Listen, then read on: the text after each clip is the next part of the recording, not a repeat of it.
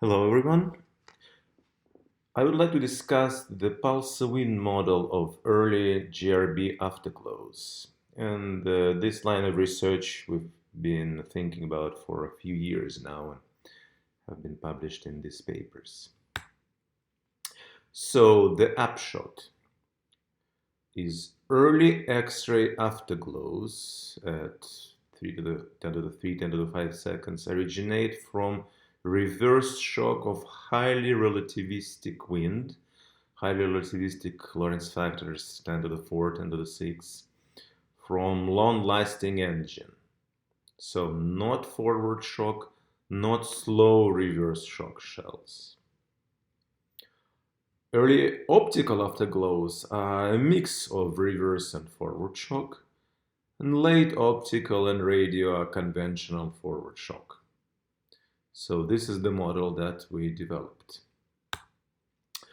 There are serious problems with the early forward shock model.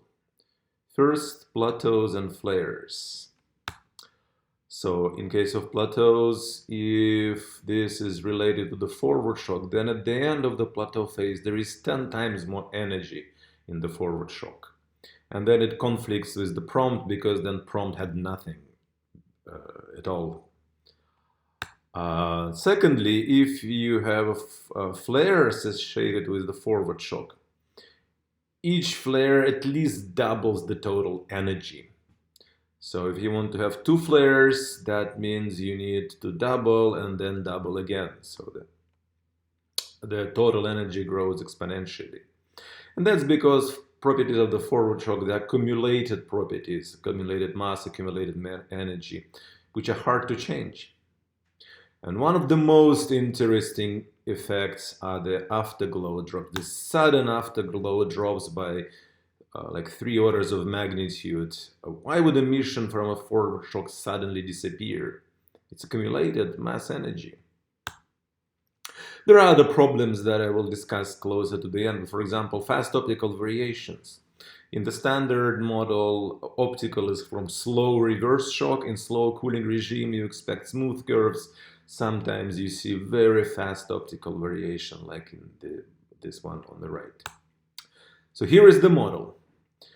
First, when you have initial explosion that creates Blanford-McKee ejecta, this forward shock clears the cavity and moves relativistically, but not very fast. Lorentz factors tens. And then there is a long-lasting engine, something like a powerful pulsar, that produces very fast pulsar-like wind with Lorentz factor 10 to the 4 to 10 to the 6, and magnetization of the order of unity. That creates the reverse shock in the wind, shock to ejecta, and we assume, well, we investigate a model that origin of early X-rays afterglow is in this shocked wind region. And we do it both analytically and numerically. And for example, here is results of our 1D relativistic simulations. Here is a Lorentz factor as a function of radius. So here is our Blanford-McKee shock profile. Then this is the second forward shock in the ejecta. And then there is reverse shock in the wind. And basically, we associate emission with this fast reverse shock. So the main points are somewhat subtle. So first we have large Lorentz factor and large magnetization. That creates strong reverse shock. And I will explain in a second why it is strong. Much stronger than what you would think from the Kernel-Karaniti scaling. Second, the emission in the fast cooling regime in both X-rays and optical. And that means the emitted power is a fraction of the wind power. So wind is very efficient. Wind emission, so most of it is converted into radiation. Not much wind power is needed. And there is a weak separation by the high magnetization. And the reason is for high sigma, the reverse shock moves faster from the shell towards the wind. that gives higher relative Lorentz factor between the between the reverse shock and the wind, and higher compression, and hence increases the efficiency. Then changes in the wind will lead to instantaneous changes in the emissivity, local emissivity, and then wind can be collimated, no spreading and all.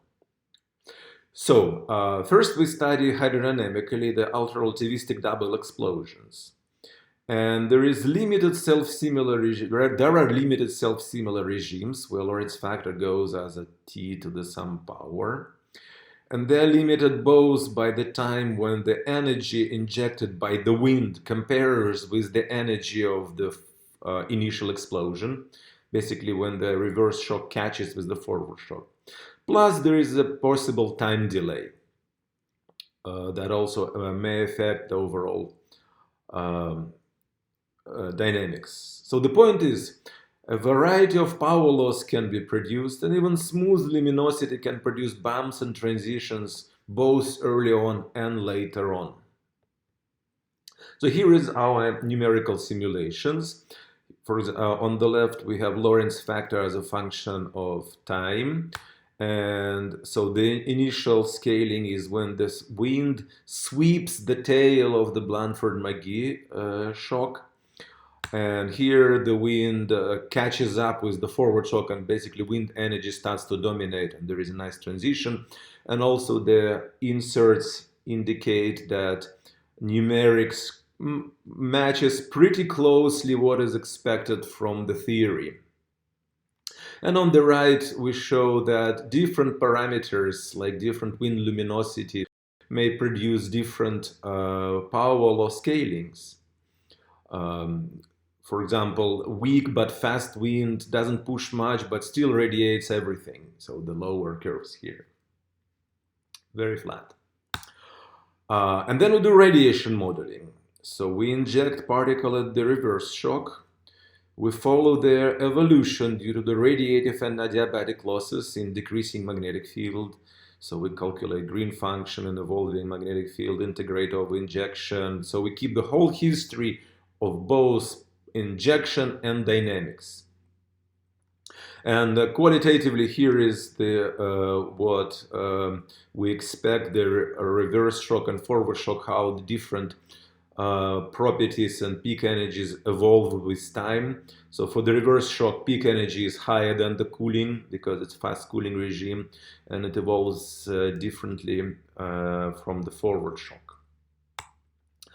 And here is the observed light curves. First, plateaus. We assume that the wind luminosity is constant, and we get plateau as almost T to the almost constant. 0.1. 0.1 is due to the slight decrease of the radius of a forward shock with time.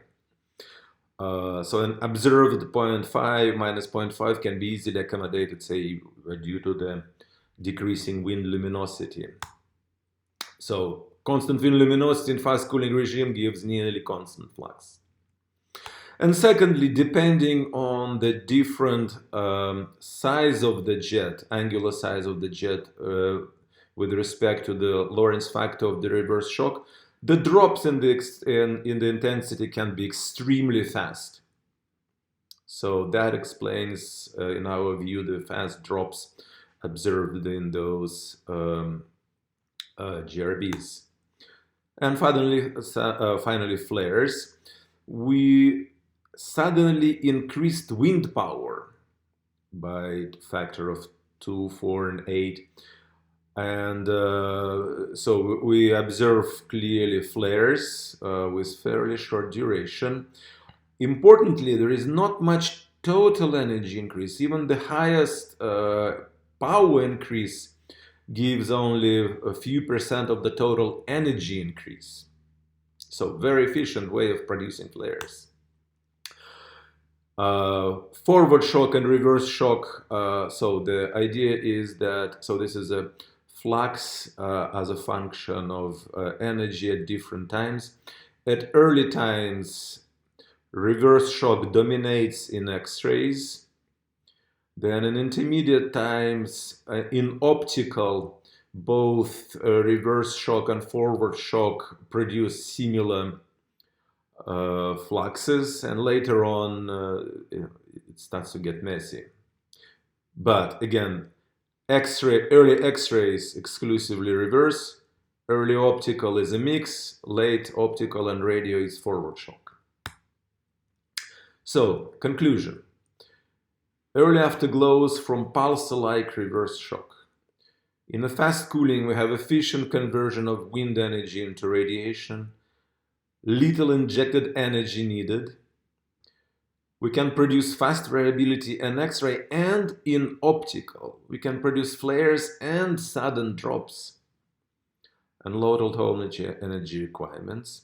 And there are a few other puzzles that could be explained within this paradigm. For example, GRBs without appreciable afterglow emission. That means the central engine didn't last long. Chromatic breaks because forward shock and reverse shock produce different spectra. Missing often afterglows. Early afterglows have the same beaming as the prompt because they all come from the central engine. Missing optical flashes, which are rare because optical from the reverse shock in a fast cooling regime, and that also explains fast optical variations. So this is, I think, a very promising paradigm. Thank you very much.